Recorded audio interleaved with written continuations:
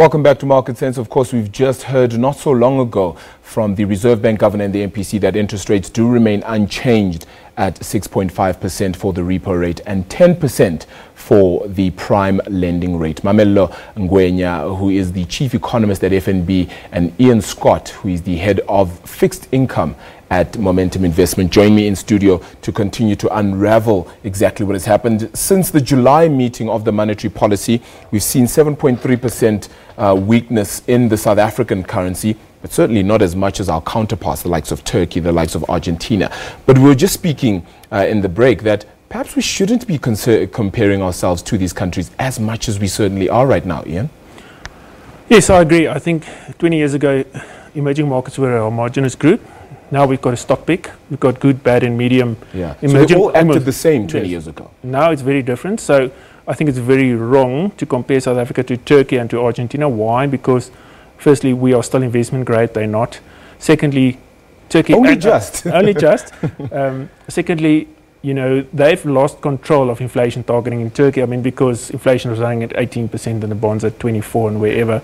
Argentina, we know rates are at 60%. They've lost control of their budget. Now in South Africa, we know inflation targeting works. We know that the budget process works. We've got strength of institutions. If we look at our ratings, and that's why I think it's very unfair to compare us to the worst emerging markets. I think there are better emerging markets that South Africa should be compared to. Yeah. Your sentiments, Mama? I definitely agree with what Ian is saying regarding if one had to look at SA, I mean, the strength of our institution, and we look at the issues that we're seeing in Argentina and these economies that have large dollar-denominated debt, we don't have those specific issues. But what we did see in July and August is this contagion and just fear.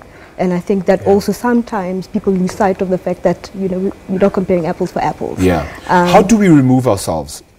For lack of a better term, you know, when things go good, we want to be part of the emerging market space. When things go bad, we want to just be on our own. But how do we make sure that we have our own sense of identity in that emerging market space for our economy's sake and for perhaps our currency's sake? I think to a certain degree we do. If we look at in the short term, sort of the short-term trigger were idiosyncratic factors that actually caused a panic or flow out of SA. So issues around, you know, land reform and what it means for land issues. So I think if we clarify all of these, you know, policy uncertainty, I think that will help SA to a great degree. I think it's a good thing, or a great positive that we don't have our debt in dollar denominated.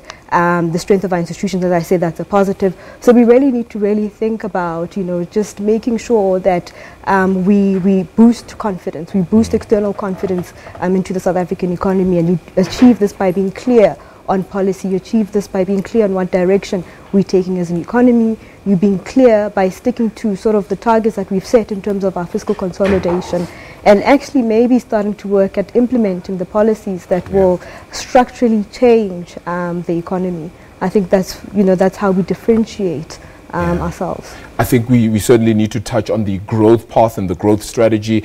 Cyril Ramaphosa is set to put out you know, some projections tomorrow. But just before we touch on that, I want to ask you a very critical question, which I feel is something that needs to be tackled. Is a lot of what the Reserve Bank governor spoke about today was around that 4.5% midpoint of the target band. Do you believe he's in some way abandoned the 3 to 6 target range and just decided 4.5% is it, and everything else is sort of, let's make sure we don't go there, particularly on the higher side?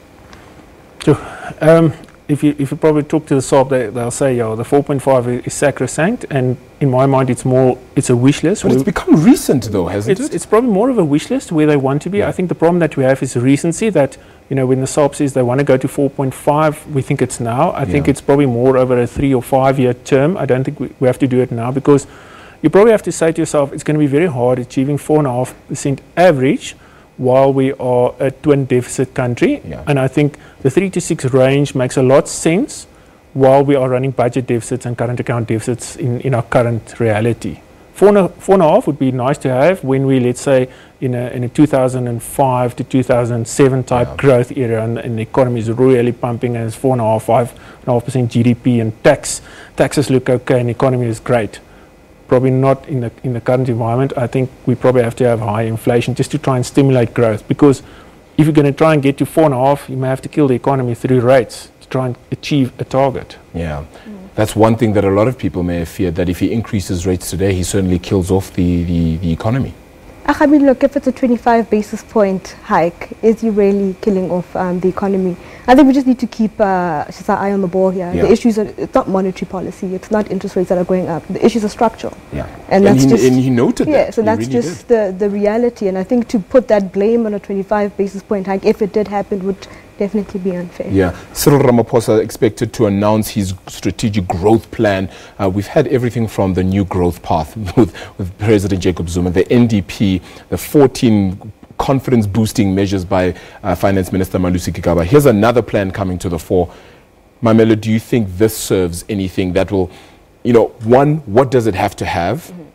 And two, do you think we can actually believe in it this time around? So I think what the country needs now, as you said, we've got many plans. Yeah. We've got many ideas.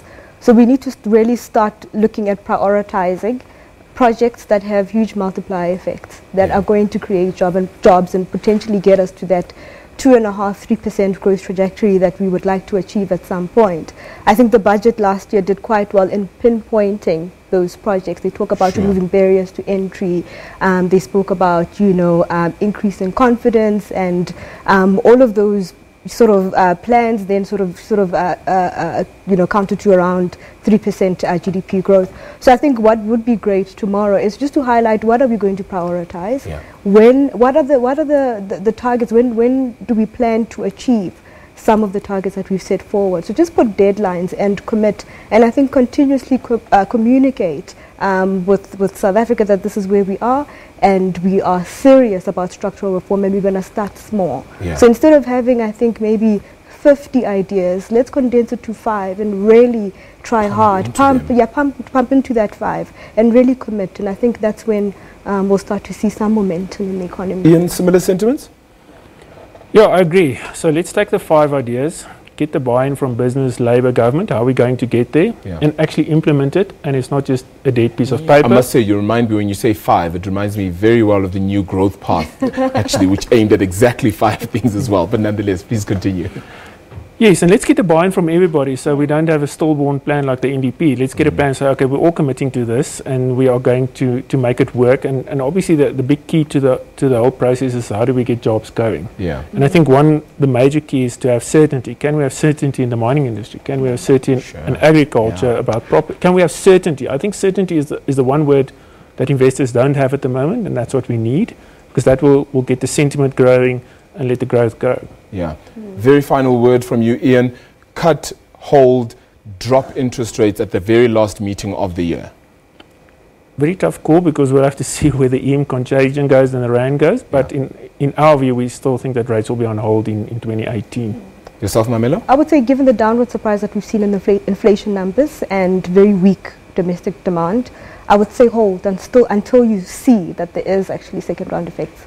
Well, a hold for now, and certainly a hold for future, according to our guests here in studio. As I said a little bit earlier, and it is the breaking news of the hour, interest rates remain on hold, 6.5% for that repo rate and 10% for the prime lending rate. Thank you very much to our guest, Mamelo Longwenya, who is the the chief economist at FNB. One day, you never know.